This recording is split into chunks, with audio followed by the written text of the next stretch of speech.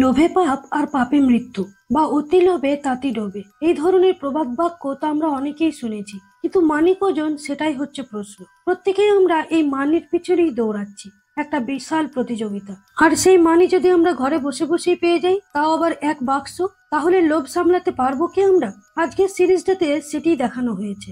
একটা মধ্যবিত্ত পরিবারের মহিলা আচমকা এক বাক্স টাকা পেয়ে যায়। এরপর চলে সেই টাকা নিয়ে নানান টানা পড়েন, খুন খারাপি, হিংসা প্রতিহিংসা, ষড়যন্ত্র, সবকিছু। কি অপেক্ষা করছে মেয়েটির জন্য?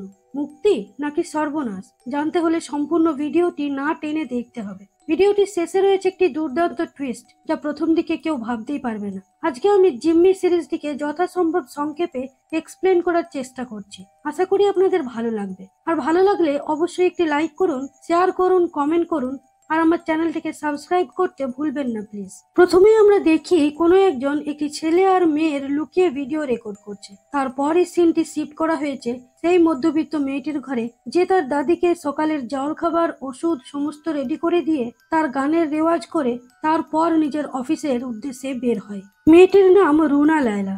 লায়লা সরকারি কর্মরতা, বিদ্যুৎ উন্নয়ন বোর্ডে চাকরি করে। অন্যদিকে বটতলার ছাত্ররা কোটা না মেধা এই নিয়ে আন্দোলন করছে বলে সেখানে পুলিশ ফোর্স পাঠানো হয়। আর অন্যদিকে রুনা অফিস যাবার পথে একটা গয়নার দোকানে ঢোকে। এখানে সে মাস 6 আগে একটা কানের দুল অর্ডার করেছে, অ্যাডভান্সও করেছে কিছু টাকা, কিন্তু বাকি টাকা জোগাড় করতে না পারায় দুল জোড়া ছাড়িয়ে নিয়ে যেতে পারছে না। প্রায় একবার করে দুল জোড়া ও দেখতে এখানে আসে, কারণ এটি ওর খুব পছন্দের। কিন্তু দোকানদার এবার ওকে বাকি টাকাটা দিতে বলছে, নইলে দুল জোড়া অন্য কাউকে বেচে দেবে। রাস্তায় জ্যাম থাকার কারণে একটু দেরিতে অফিসে পৌঁছায় লায়লা। সেখানেও এই ছাত্র আন্দোলন নিয়েই দুই ভাগে কথাবার্তা হচ্ছে, একদল পক্ষে একদল বিপক্ষে। এই অফিসের হেড তানজিম আহমদ খান স্যার লায়লাকে ডেকে পাঠিয়ে বলল, রেকর্ড রুমের দায়িত্বটা তোমাকে কিছুদিন নিতে হবে। যিনি এর দায়িত্বে থাকতেন পরিমল, তিনি হঠাৎ মারা গেছেন। অন্যদিকে লায়লার হাজবেন্ড আজাদের ফ্যাক্টরি আজ সকাল থেকেই অনির্দিষ্টকালের জন্য তালাবন্ধ, কারণ ছাত্ররা নাকি ফ্যাক্টরিতে ভাঙচুর করেছে। আজাদের মাথায় হাত, এমনিতেই 3 মাসের বেতন বাকি। ওদিকে লায়লার অফিসের সবাই লাঞ্চে গেলে সেই সময় কতগুলো ফাইল লায়লাকে রেকর্ড রুমে রেখে আসতে বলা হলো। ফাইল রাখতে গিয়েই সেই ফাইল পত্রের পিছনে একটা বাক্স দেখতে পেল লায়লা। খুলে সেটা দেখেই তো সে অবাক চোখে হাঁ করে তাকিয়ে রইল। রাত্রে ডিনার টেবিলে বসে লায়লা আজাদকে বলল, আজ তোমার বেতন হওয়ার কথা ছিল না? বাড়িওয়ালা তাড়া দিচ্ছে ভাড়া দেওয়ার জন্য, তাছাড়া আমার দুল জোড়া তো ছাড়াতে পারছি না। ফ্যাক্টরি বন্ধের কথাটা বলতে পারলো না আজাদ। ও মিথ্যাই বলল যে ম্যানেজারের পিসেমশাই মারা গেছে, তাই খুলনায় গেছেন তিনি, কাজ শেষ করেই ফিরবেন। বিছানায় শুয়ে পড়ে লায়লার সেই বাক্স ভর্তি টাকার কথাটা মনে পড়ল, যেটা সে আজ রেকর্ড রুমে দেখেছে। পরদিন কথাটা স্যারকে বলার চেষ্টা করেও বলতে পারলো না লায়লা, কারণ দেখে মনে হচ্ছে আজ স্যারের মুড খারাপ আছে, সবাইকে বকাঝকা দিচ্ছে। লায়লা ভাবলো আরো একটা দিন দেখি। এই অফিসের কলিগ কবির লায়লার কাছ থেকে কিছু টাকা ধার নিয়েছিল, আজ সেটা ফেরত দিল। আর তখনই সেই টাকাটা আবার ধার চাইলো ওই অফিসেরই আরেক কর্মচারী ডলি আপা। তার ছেলে অয়নের নামে একটা ডিপিএস আছে, ওটা সামনের মাসে ম্যাচিওর হবে। তার লাস্ট কিস্তিটা বাকি আছে, তাই 10,000 টাকা ধার চাইলো ডলি আপা। আর লায়লা কাউকে না বলতে পারে না, যদিও ও ভেবেছিল যে এই টাকা দিয়ে দুল জোড়া ও ছাড়িয়ে নেবে, কিন্তু তাও ও ডলি আপাকে না বলতে না পেরে 10,000 টাকাটা দিয়ে দিল। আজকে বাকি টাকাটা সোনার দোকানে দেওয়ার কথা ছিল, সেটা জোগাড় করতে পারেনি বলতে গেলে। দোকানদার তাকে অ্যাডভান্সের টাকা ফেরত দিয়ে বলল, ওই দুল জোড়া আমি বিক্রি করে দিয়েছি, জানতাম আপনার কথার কোনো দাম নেই। চোখের জলে দোকান থেকে বেরিয়ে এলো লায়লা। ভীষণ অপমানিত লাগছিল নিজেকে, তাই সে রেকর্ড রুমের বক্সে রাখা টাকা থেকে টাকা নিয়ে সেই টাকা দিয়ে দোকানদারকে অবাক করে দিয়ে 10 লাখ টাকার গয়না কিনে ফেললো লায়লা। বাড়ি ফিরে সমস্ত গয়না পরলো, অনেক দিনের স্বপ্ন তার। আজাদ এসে বলল, এত গয়না কেনার টাকা তুমি কোথায় পেলে? লায়লা বলল, এগুলো সবই ইমিটেশন, ডলি আপার বোন কানাডা চলে যাচ্ছে, তাই এগুলো বিক্রি করে দিয়ে গেল। রাত্রে সেই সব টাকাগুলো গুনে দেখলো, সেগুলো বাক্সটার থেকে বের করে নিজের হারমোনিয়ামটার ভিতরে লুকিয়ে রাখলো লায়লা। অন্যদিকে অফিসের প্রবীর দা, নজরুল ভাই এবং শফিক ভাই ওই টাকাগুলোই খুঁজে বেড়াচ্ছে। পরিমল মারা যাবার আগেই টাকাটা কোথায় রেখেছে ওদের বলে যায়নি। পরিমলের বাড়িতেও কোথাও নেই সেই বাক্সটা। পরিমল মৃত্যুর আগে ওর মেয়েকে বলে গেছে সব কিছুর রেকর্ড আছে, কিন্তু এই কথার মানে কি ওরা কিছুই বুঝতে পারছে না। পরদিন অফিস গেলে ডলি আপা লায়লাকে বলল, তোমার ধার দেওয়া টাকাটা লাগেনি, আন্দোলন চলছে বলে ব্যাংকের ডেট পিছিয়ে দিয়েছে। টাকাটা ডলি আপা জোগাড় করে ফেলেছে তারই ফাঁকে, তাই লায়লার দেওয়া টাকাটা ও ফেরত দিল। কিন্তু লায়লা ডলি আপাকে অবাক করে টাকাটা আবার ডলি আপার হাতে দিয়ে বলল, টাকাটা তুমি রেখে দাও, ফেরত দেওয়ার দরকার নেই। ভেবে নাও এটা অয়নের জন্য লায়লা আন্টির গিফট। রাত্রে বাড়ি ফিরে লায়লা আজাদকে বলল, আমি কোনোদিন সমুদ্র দেখিনি, তাই পরশু আমরা কক্সবাজার যাব সমুদ্র দেখতে। আজাদ বলল, বললেই কি আর যাওয়া যায়? এত টাকা কোথায় পাবো? কিছুদিন পরে যাই। এখন দেশের যা অবস্থা, যেখানে সেখানে ছাত্র আন্দোলন, রাস্তা বন্ধ, রেল অবরোধ, এই সময় মুভ করাটা ঠিক হবে না। কিন্তু লায়লা নাছোড়বান্দা, ও পরশুই যাবে, তার টিকিটও করে রেখেছে সে। অফিসে গিয়ে স্যারের কাছ থেকে 4 দিনের ছুটি ম্যানেজ করলো মিথ্যা কথা বলে। ও বলল যে ওর হাজবেন্ড এই মাসে এমপ্লয়ি অফ দ্য ইয়ার হয়েছে, তাই ওর অফিস থেকে একটা ট্যুর প্যাকেজ গিফট করেছে। কিছুক্ষণ পর ট্রাভেল এজেন্সি থেকে ফোন এলো যে ওদের টিকিটটা ক্যান্সেল হয়ে গেছে। এই পরিস্থিতিতে কোথাও বাস ছাড়বে না। মুড অফ করে নিজের চেয়ারে বসে রইল লায়লা। এরপর হঠাৎ কবিরকে জিজ্ঞেস করলো যে খুব আর্জেন্ট হলে তুমি কিভাবে ঢাকা যাও? কবির বলল, ফ্লাইটে। এখন এখান থেকে কক্সবাজার যাওয়ার কোনো ফ্লাইট রয়েছে কিনা জানতে চাইলে কবির বলল, তা রয়েছে, কিন্তু দামটা বড্ড বেশি দেখাচ্ছে, 36,000 টাকা। লায়লা বলল, আমার 2টো টিকিট বুক করে দাও, আর কাউকে এই ব্যাপারে কিচ্ছু বলো না। এটা আমার তরফ থেকে আজাদকে বিবাহ বার্ষিকীর গিফট। ওদিকে আজাদের ফ্যাক্টরি বন্ধ, ঘরে বলে এসেছে অফিস যাচ্ছে, তাই একটা ফাঁকা জায়গায় মন খারাপ করে বসেছিল। লায়লা ওকে ফোন করে জানালো যে তার 4 দিনের ছুটি মঞ্জুর হয়ে গেছে। আবারও মিথ্যা বানিয়ে লায়লা বলল যে অফিস থেকে তাকে একটা ট্যুর প্যাকেজ গিফট করেছে আর 2টো ফ্লাইটের টিকিট দিয়েছে। অফিসের ওই 3জন কর্মচারী রেকর্ড রুমে ঢুকে সেই টাকা খুঁজতে থাকে, কারণ পরিমল মৃত্যুর আগে বলে গেছিল রেকর্ড আছে সবকিছু, তাই টাকার বাক্সটা এই রেকর্ড রুমে থাকার সম্ভাবনা বেশি। অনেক খুঁজে তারা একটা বাক্স পেল ঠিকই, কিন্তু সেই বাক্সটা খুলে দেখলো সেখানে রয়েছে বাক্স ভর্তি টুকরো টুকরো কাগজ, কোনো টাকা নেই। লায়লা কক্সবাজারে যাবার দিন থেকে তার দাদির দেখাশোনার জন্য একটা আয়া রাখলো। আয়াটির নাম সালমা। তাকে দাদির ওষুধপত্র সব বুঝিয়ে দিয়ে তারা কক্সবাজারের উদ্দেশ্যে বেরিয়ে গেল। ওদিকে আমরা দেখি যে 2জন গুন্ডা রুনার অফিস কলিগ মুকলেশ ভাইকে তুলে এনে খুব মারধর করে, আর সেই টাকাটার সম্বন্ধে খোঁজ খবর নেয়। মুকলেশ বলল যে ও টাকার ব্যাপারে কিছুই জানে না, রেকর্ড রুমের চাবি তো এখন ম্যাডামের কাছে আছে। কিন্তু গুন্ডা 2জন তার কথায় বিশ্বাস না করে তাকে আরো ভয় দেখানোর জন্য ছাদের কার্নিসে চাপায়। কিন্তু হঠাৎ করে হাত ফসকে গিয়ে লোকটি নিচে পড়ে গিয়ে মারা যায়। মৃত্যুর খবর শুনে ডলি আপা আর কবির যায় মুকলেশের বাড়ি, কিন্তু মুকলেশের বাড়ি দেখে ডলি আপা অবাক। ডলি আপা বলল, হঠাৎ বাড়ি ভাড়া থেকে এত বড় বাড়ি বানিয়েছিল মুকলেশ, কিন্তু এত টাকা পেল কোথা থেকে? ওরা বাড়ি থেকে বেরিয়ে যাওয়ার সময় আমরা দেখি 2জন গুন্ডা কবির আর ডলি আপার পিছু নিয়েছে। কক্সবাজারে সি বিচে পৌঁছে লায়লা দারুণ খুশি হলো। এই প্রথম সে সমুদ্র দেখছে, কিন্তু আজাদ ভাবছে একটু কম টাকায় কোথায় একটা ভালো হোটেল পাওয়া যায়। লায়লা তার সেই ভাবনাটাকে নস্যাৎ করে দিয়ে তাকে একটা লাক্সারি হোটেলের সামনে নিয়ে গেল আর বলল, আমি এই হোটেলটা বুক করে রেখেছি, আমরা এখানেই থাকবো। ভিতরের হাইফাই খাবার দাবার আর তার দাম দেখে আজাদ তো রীতিমতো ভয় পেয়ে আছে। তখন লায়লা আবার তাকে মিথ্যা বানিয়ে বলল যে এখানে থাকার, খাবার, এমনকি ঘোরাফেরার সমস্ত খরচাপাতি ওর অফিস থেকেই দেবে। সকালে সুইমিং পুলে খুব এনজয় করে ওরা গেল সমুদ্র আর তার চারপাশটা একটু ঘুরে দেখতে। সমুদ্রের ধারে সারাটা দিন কাটিয়ে খুব মজা করে রাত্রে বাড়ি ফিরে লায়লা সালমার কাছ থেকে দাদির খবর নিল। এদিকে ডলি আপাকে সেই গুন্ডা 2জন তুলে নিয়ে গিয়ে একটা অন্ধকার ঘরে বন্দি করে রেখেছে। বারবার জিজ্ঞেস করছে টাকাটা কোথায়, কিন্তু ডলি আপা তো টাকার বিন্দু বিসর্গ কিছুই জানে না। তাই লোক 2জন একটা আড়ি দিয়ে তার আঙুলটা কেটে ফেললো। যন্ত্রণায় চিৎকার করতে করতে ডলি আপা বলল, আমি টাকার ব্যাপারে সত্যি কিছু জানি না। সেই সময় কেউ একজন ওই লোক দুটোকে ফোন করে বলল যে আপনারা যেখানে আছেন সেখান থেকে এক্ষুনি বেরিয়ে যান, ছাত্রদের ধরতে পুলিশ রেড করতে যাচ্ছে। ভয় পেয়ে লোকটি ডলি আপাকে ছেড়ে দেয়, কিন্তু শাসিয়ে যায় যে এই ব্যাপারে যেন কেউ কিচ্ছু জানতে না পারে। ওদিকে সালমা লায়লার ঘর ফাঁকা আছে দেখে সেই গুন্ডা 2জনের মধ্যে একজনকে ওই ঘরে ডেকে পাঠায়। একটা কফি শপে লায়লার সাথে দেখা হয় তার প্রাক্তন প্রেমিক রানার, যে কিনা লায়লাকে একদিন একা ফেলে চলে গিয়েছিল। আজ 9 বছর পর ওদের আবার দেখা হচ্ছে। রানা লায়লাকে কফি অফার করলে লায়লা না করে দিল, আর ওর হাজবেন্ড বিশাল বড় লোক তা জানানোর জন্য বানিয়ে বানিয়ে বলল যে ওর হাজবেন্ডের হোটেলের বিজনেস, এখানে একটা হোটেল খুলবে, তাই বিদেশি ক্লায়েন্টের সাথে ওর হাজবেন্ড এখন মিটিং করছে। কথায় কথায় রানা এটা জানালো যে সে এখনো কিন্তু বিয়ে করেনি। এরপর লায়লা সেখান থেকে চলে গেল। পরদিন সকালে লায়লা রেডি হলো বাইরে বেরোনোর জন্য। আজাদকেও রেডি হতে বলল, কিন্তু আজাদ বলল কাল সারাদিন ঘুরে ঘুরে ওর পা ফুলে গেছে, তাই আজ লেলা একাই যাক। হোটেল থেকে বেরোলে রানা বাইক নিয়ে লেলার সামনে এসে বলল, একা একা কোথায় যাওয়া হচ্ছে? লেলা বলল, এই চারপাশটা একটু ঘুরে দেখবো আর কিছু মার্কেটিং করব। রানা বলল, আমার সাথে যেতে কি আপত্তি আছে? এরপর ওরা একটু ফাঁকা মতো জায়গায় গেল। রানা বলল, তোমার আমাকে কিছু বলার নেই? আমি যে তোমায় ছেড়ে পালিয়ে গিয়েছিলাম। লেলা বলল, না, যেটা হবার ভালোর জন্যই হয়। তুমি সেদিন পালিয়েছিলে বলেই আমি আজাদের মতো হাজবেন্ড পেয়েছি, যে আমাকে কত ভালোবাসে, কত কত গিফট দেয়, কত জায়গায় ঘুরতে নিয়ে যায়। ওদিকে হোটেলে বসে আজাদ বিন্দাস তার পছন্দের খাবার অর্ডার করে খাচ্ছে। রানা বলল, এখনো আমার সাথে প্রেম করবে? আসলে লেলার রানার উপর একটা বিশাল রাগ আছে, যেদিন থেকে ও ফেলে রেখে ওকে পালিয়ে গিয়েছিল সেদিন থেকে। তাই ও রানার কাছে খুব ভালো থাকার অভিনয় করছে। আর এখন যখন রানা বলছে প্রেম করতে, লেলা বলল, এই যে তোমার সাথে একা একা ঘুরছি, এটা কি?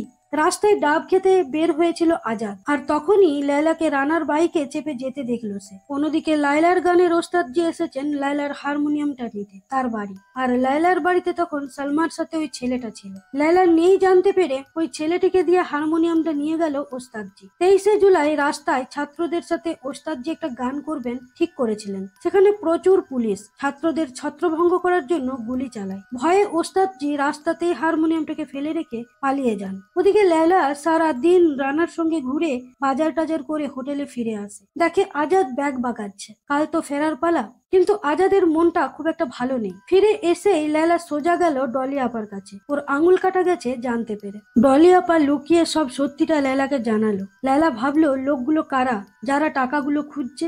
যাক, এ যাত্রায় ও তাহলে বেঁচে গেল, নইলে ওকেই তো তুলে নিয়ে যাওয়ার কথা। রিক্সা করে ও অফিসে গিয়ে রিক্সা ভাড়া দেওয়ার সময় খুচরো ছিল না, তাই অফিসে গিয়ে কলিগ প্রবীরদার কাছ থেকে 1000 টাকার খুচরো করালো। লায়লা চলে যেতেই প্রবীর বাবু দেখলো এ তো সেই নোট যেটা বাক্সে ছিল, তার মানে টাকার বাক্সটা লায়লার কাছে আছে। নজরুল ভাইকে ডেকে প্রবীর বাবু জানালো কথাটা। লায়লা অনলাইন একটা মোবাইল অর্ডার করেছে, সেই বিষয়েই ডেলিভারি বয়ের সঙ্গে কথা বলছিল। ঠিক সেই সময় প্রবীর বাবু আর বাকি দুজন কর্মচারী এসে লায়লাকে জিজ্ঞেস করলো টাকার বাক্সটা সে কোথায় রেখেছে। লায়লা অবাক হবার ভান করে বলল, টাকার বাক্স? আমি কি করে জানবো? আমি তো রেকর্ড রুমে যাইনি। এখানে ফিরে এসেও লায়লা রানার সাথে ঘোরাঘুরি শুরু করলো, আর আজাদ দাদের ফলো করে সেই ভিডিও রেকর্ডিংটা করলো, যেটা আমরা প্রথম সিনেই দেখেছি। সেই রাতে টেনশনে খুব ভালো করে ঘুম হলো না লায়লা। উঠে চোখে মুখে জল নিয়ে খাটের তলায় হারমোনিয়ামের টাকাগুলো দেখতে গিয়ে দেখলো হারমোনিয়ামটাই সেখানে নেই। মাথায় হাত দিয়ে বসে পড়লো লায়লা। এখন কি করবে সে? অফিসে এসে লায়লা ভাবলো, প্রবীর দা না নজরুল ভাই নাকি শফিক ভাই, কে নিতে পারে হারমোনিয়ামটা, নাকি আর কেউ? এবার লায়লার জ্ঞান ফিরল রেল লাইনের উপর। সে দেখলো হাত পা বেঁধে তাকে লাইনের মাঝখানে শুইয়ে রেখেছে দুজন লোক। লায়লা বুঝতে পারলো এদের কথাই ডলি আপা বলছিল। লোকগুলো বলল টাকা কোথায় না বললে এখানেই ফেলে রেখে ওরা চলে যাবে। ডলি আপাকে দেখেই লায়লা বুঝেছে লোকগুলো কতটা খতরনাক। তাই ভয় পেয়ে বলল, টাকাটা আমি নিয়েছিলাম, কিন্তু এখন আমার ঘরে নেই, হারিয়ে গেছে। কিন্তু তোমরা কি করে জানলে যে টাকাটা আমার কাছে আছে? লোকগুলো বলল, যে টাকার জন্য আপনাকে বেঁধেছি সেখান থেকে আমরা 2% পাবো। যাদের টাকা তারাই দেবে, আর তারাই আপনার কথা বলেছে। লায়লা বুঝলো এরা প্রবীর, নজরুল এবং শফিক ভাইয়ের লোক। লায়লা চালাকি করে বলল, ওরা তোমাদের 2% দেবে আর আমি 5% দেবো যদি তোমরা টাকাটা খুঁজে দাও। লোক দুটো রাজি হয়ে গেল লায়লার কথায়। এবার লায়লা বলল, ও যখন কক্সবাজার গিয়েছিল তখন সালমা নামের একটি মেয়েকে তার বাড়িতে রেখে গিয়েছিল।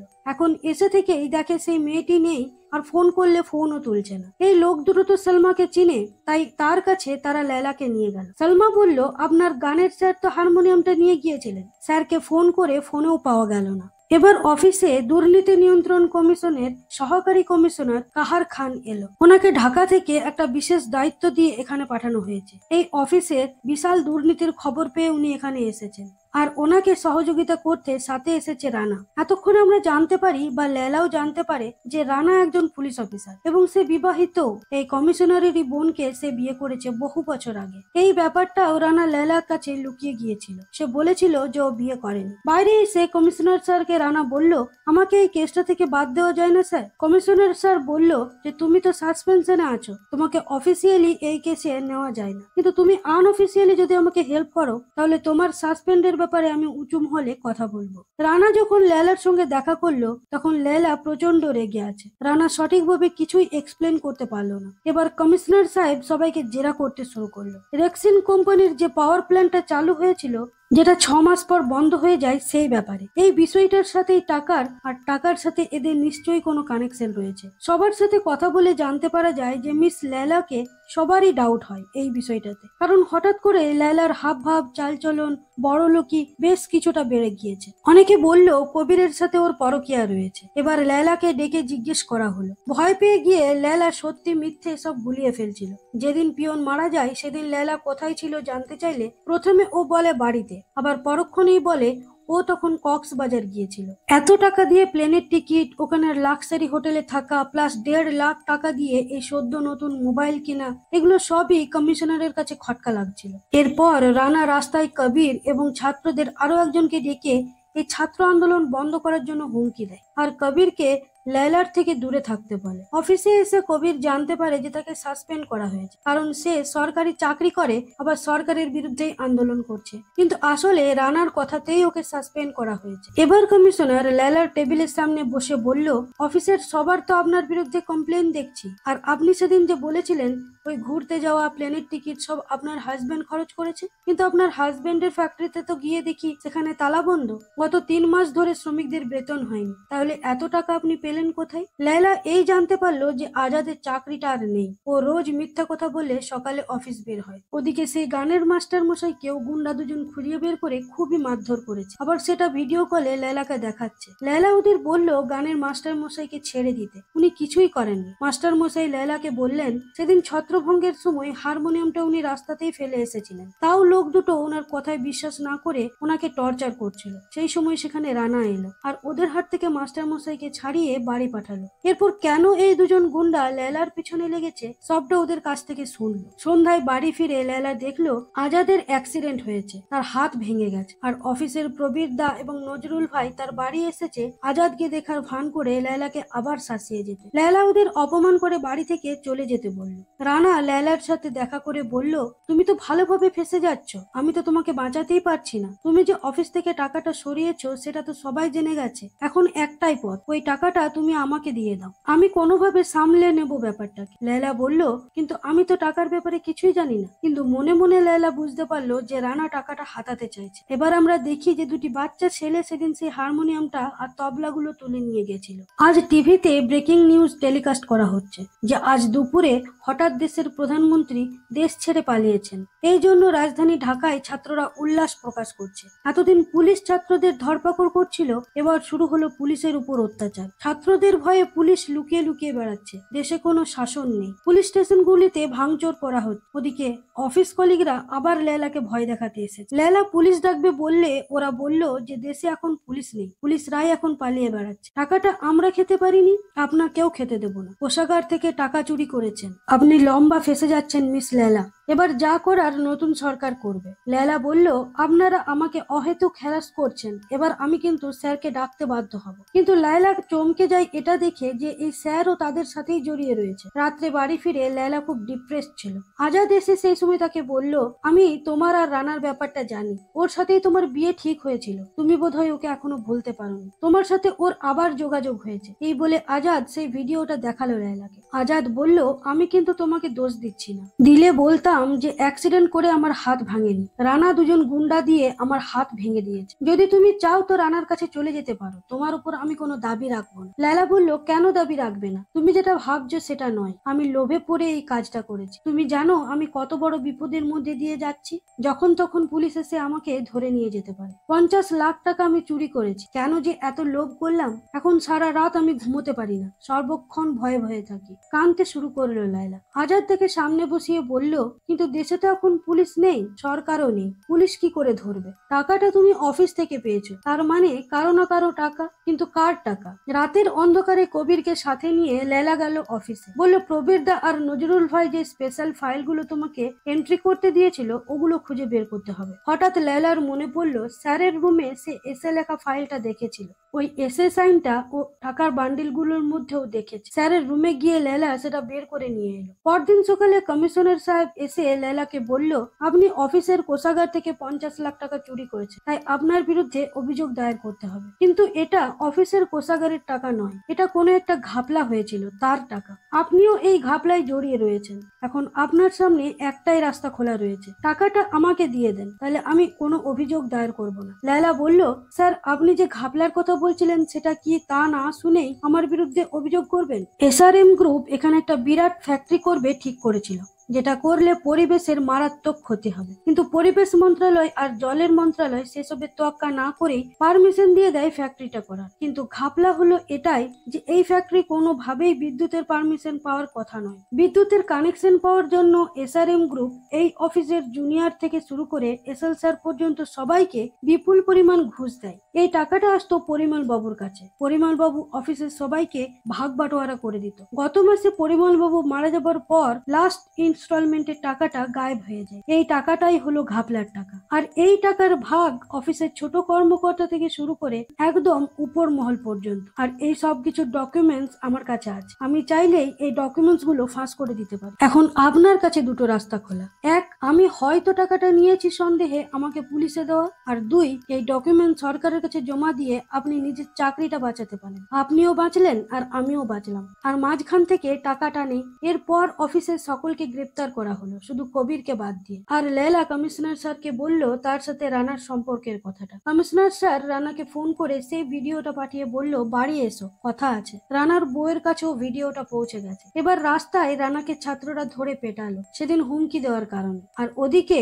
সেই সালমা লেলাকে ফোন করে তার বাড়ি ডাকলো। লেলা গিয়ে দেখলো তার বাড়িতে হারমোনিয়ামটা রয়েছে। সালমার বাড়ির পাশের বস্তির ছেলেরা সেটা কুড়িয়ে নিয়ে গিয়েছিল। হারমোনিয়ামের ঢাকনা খুলে লেলা দেখলো টাকাগুলো যথাস্থানেই রয়েছে। মুখে একটা চওড়া হাসি ফুটে উঠলো লেলার। ও মনে মনে ভাবলো, একেই বলে যদি থাকে নসিবে আপনা আপনি আসিবে। তো বন্ধুরা, কাহিনীটিকে এখানেই শেষ করা হয়েছে। আমার এক্সপ্লেনেশন ভালো লাগলে অবশ্যই কমেন্ট করে জানাবেন। আজকের মতো এখানেই শেষ করছি। ধন্যবাদ।